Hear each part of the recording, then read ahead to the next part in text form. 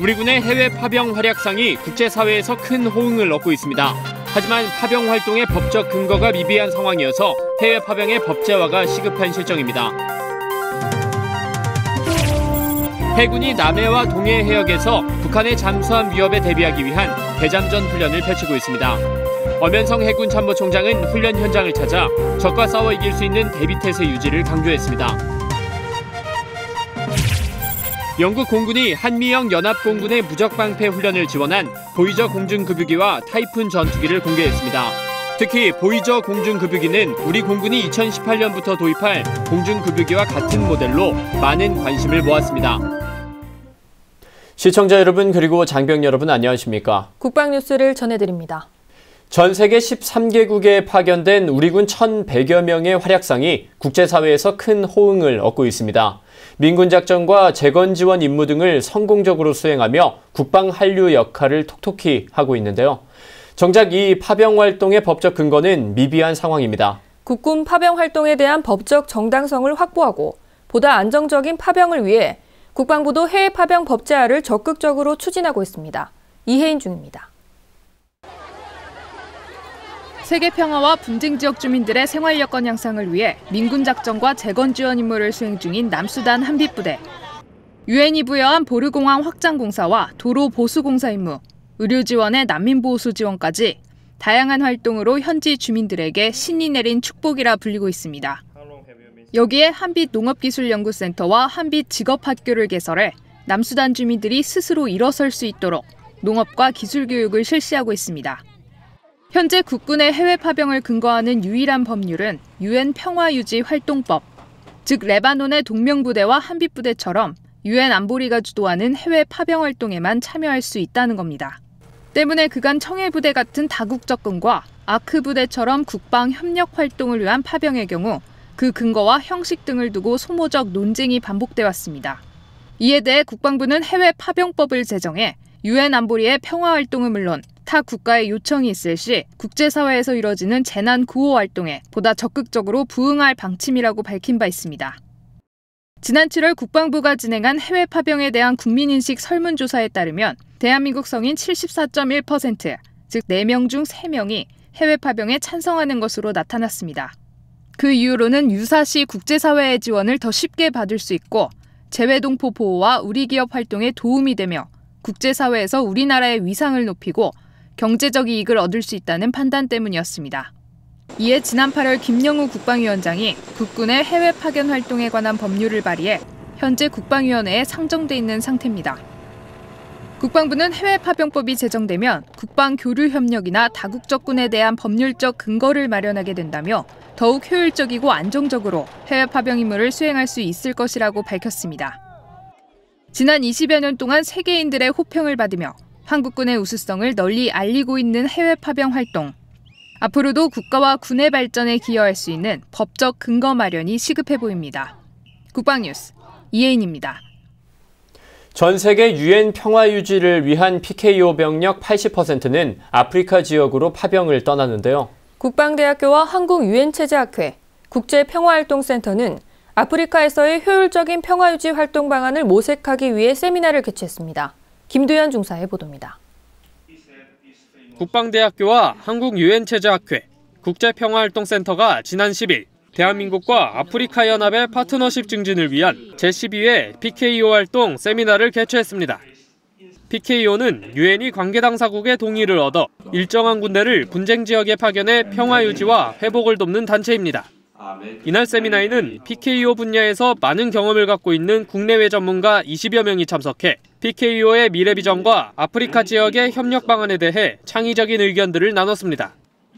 이 아프리카 지역에서의 파트너십 증진을 통한 PKO 활동을 어떻게 할 것인가에 대한 방안을 연구하고 그에 따른 각계각층 전문가들의 조언과 발표와 토의를 통해서 우리 대한민국의 PKO 활동이 현지에서 아프리카에 좀 더 많은 기여를 하고 또 발전할 수 있는데 역할을 할 수 있도록 하는데 그 목적과 의의가 있다고 하겠습니다. 이번 세미나에서 지난 2013년 남수단에 다녀온 한빛부대 박원대 대령은 지역 난민을 위해 시행한 재건 사업 등을 소개하면서 PKO 활동의 필요성을 강조했습니다. 그러면서 PKO 활동에 있어서 가장 중요한 것은 서로 간의 신뢰였다고 말했습니다.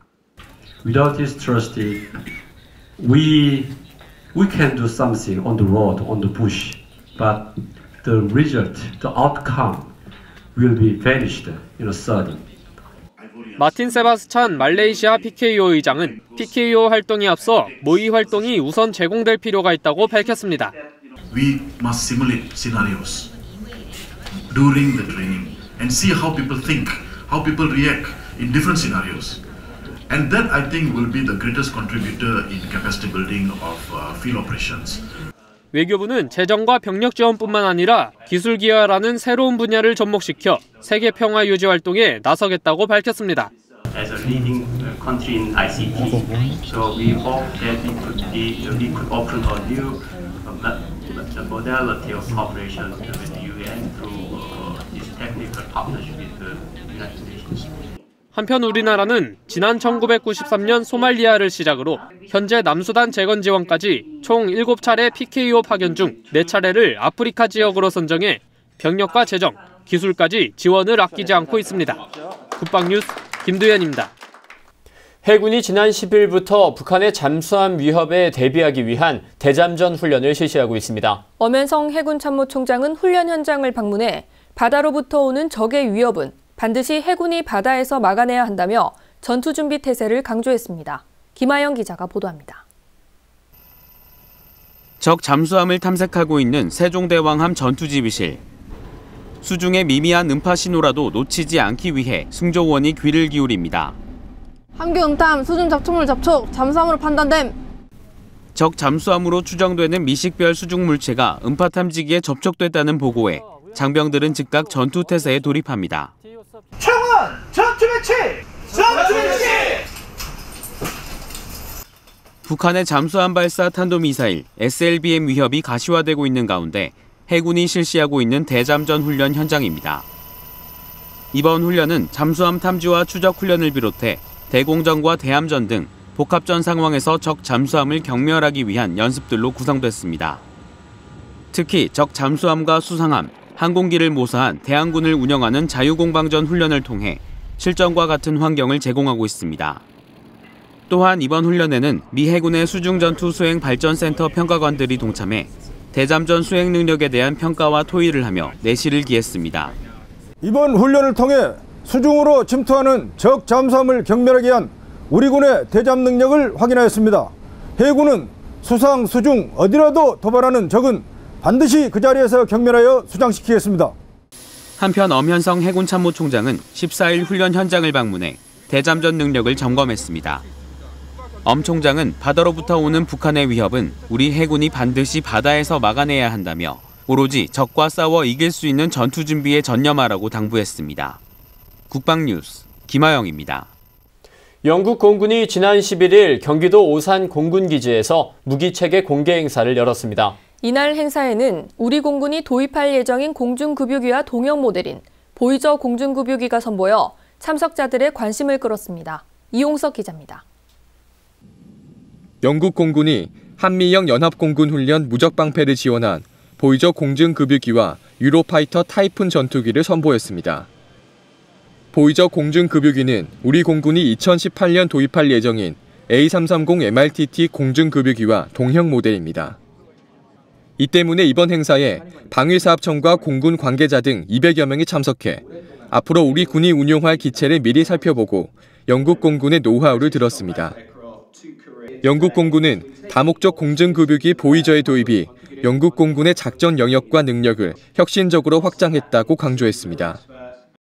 특히 보이저는 장벽 200여 명과 물자 30톤을 1000km까지 수송할 수 있는 능력을 갖췄으며 우리나라를 포함한 유라시아 전역과 북미, 아프리카 지역까지 임무를 수행할 수 있다고 밝혔습니다. 실제 지난 8일 있었던 한미형 연합공군의 무적방패 훈련 때 지원한 인력도 모두 보이저로 이동한 것으로 알려졌습니다.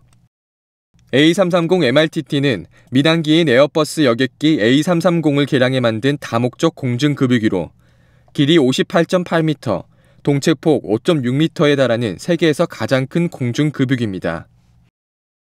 방사청 관계자는 공중급유기가 전략화되면 공군 전투기의 작전 반경이 독도와 이어도 평양 원산선 이북 지역 등 원거리로 확대되고 무장 탑재 능력 향상으로 전투 효율성이 증대될 것이라고 밝힌 바 있습니다. 국방뉴스 이용석입니다. 대통령 직속 통일준비위원회가 미국의 신행정부 출범과 한반도 통일이라는 주제로 세미나를 개최했습니다. 패널 토론에 나선 국내외 석학들은 외교안보 전문가들이 새로 들어설 트럼프 행정부를 올바른 방향으로 유도해야 한다고 역설했습니다. 오상현 기자의 보도입니다. 세미나를 주최한 통일준비위원회는 북한의 지속되는 핵개발 등 한반도 안보 상황이 위중하다고 강조했습니다. 북한을 이대로 방치한다면 수년 내에 북한은 100개 정도 핵탄두를 보유할 수 있을 것이며 대륙간 탄도미사일을 개발하여 트럼프 대통령의 임기가 끝나기 전에 미국 본토를 공격할 핵 능력을 갖출 수도 있습니다. 하지만 이날 세미나에 참석한 석학들은 트럼프의 당선에 당혹감을 드러내며 명쾌한 해답을 제시하지 못했습니다. And I think you have that in your book, and it's about Hillary Clinton. So that should tell you something about the depth of the surprise in the United States about Mr. Trump's victory. A lot of Chinese say it's America's People's Revolution. 다만 트럼프 대통령 당선인이 선거운동 기간과는 다르게 대통령 재임 기간에는 진지하게 임할 것이라는 기대를 나타냈습니다. And his worst nightmare, I believe, is that he would fail. So I do believe that he's going to come at this job with a sense of seriousness, of purpose. 그러면서 외교안보에서는 고립주의, 교역에서는 보호주의적 색채를 띠는 트럼프를 외교안보 전문가와 학자들이 올바른 길로 유도해야 한다고 강조했습니다. I think the role of foreign policy establishment and the role of academicians are very important in terms of sort of pressurizing President-elect Trump and then to steer Mr. Trump into the right direction. 한국프레스센터 국제회의장에서 열린 이날 세미나에는 국내외 학자와 정부 관계자 등 200여 명이 참석했습니다. 국방뉴스 오상현입니다.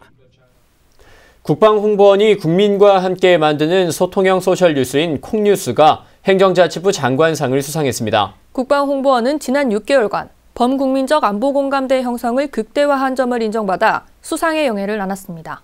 이다경 기자가 전합니다. 지난 11일 부산 백스코에서 열린 책임운영기관 정부 3.0 우수성과 경진대회에서 국방홍보원의 콩뉴스가 2등 우수상에 선정돼 우수기관의 영예와 함께 행정자치부 장관상을 받았습니다. 이번 대회는 제도 도입 17년째를 맞아 많은 성과를 올리고 있는 정부 내 전 부처 책임운영기관의 우수 사례를 소개하고 공유하기 위해 열렸습니다.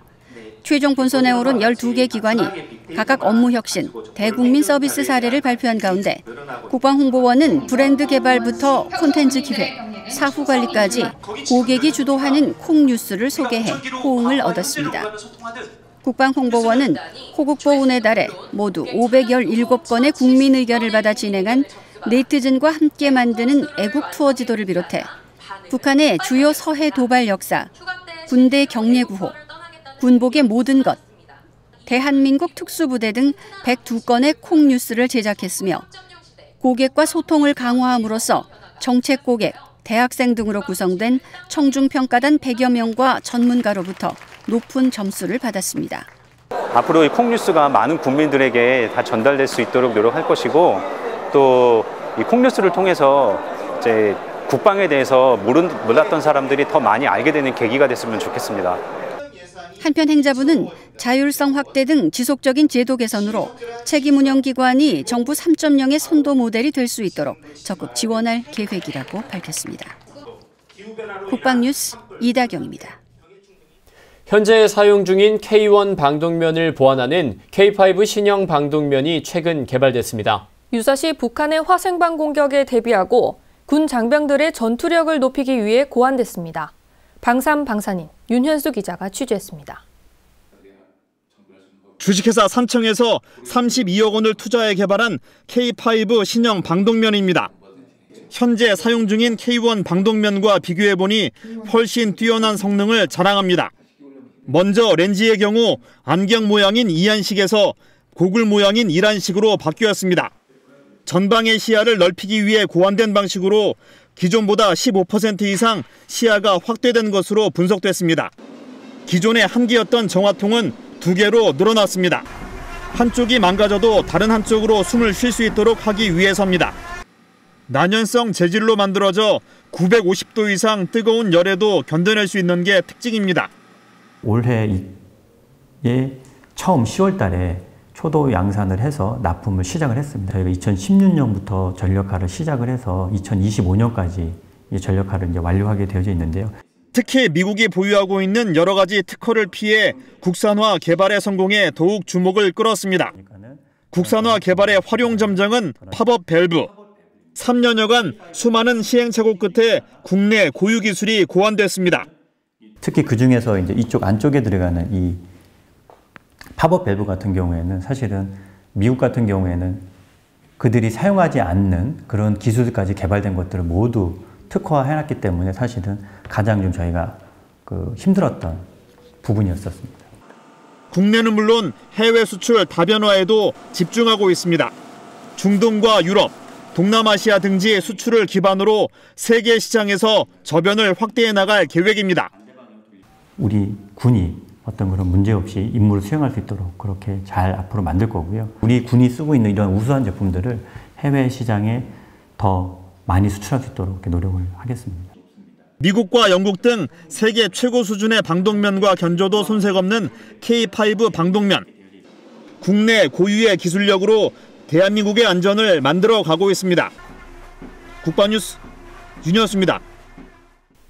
세계 각국에 파병된 장병들이 성공적인 임무 수행으로 국위를 선양하고 있지만 파병 활동의 법적 근거가 미비해 법제화가 필요하다는 소식 전해드렸는데요.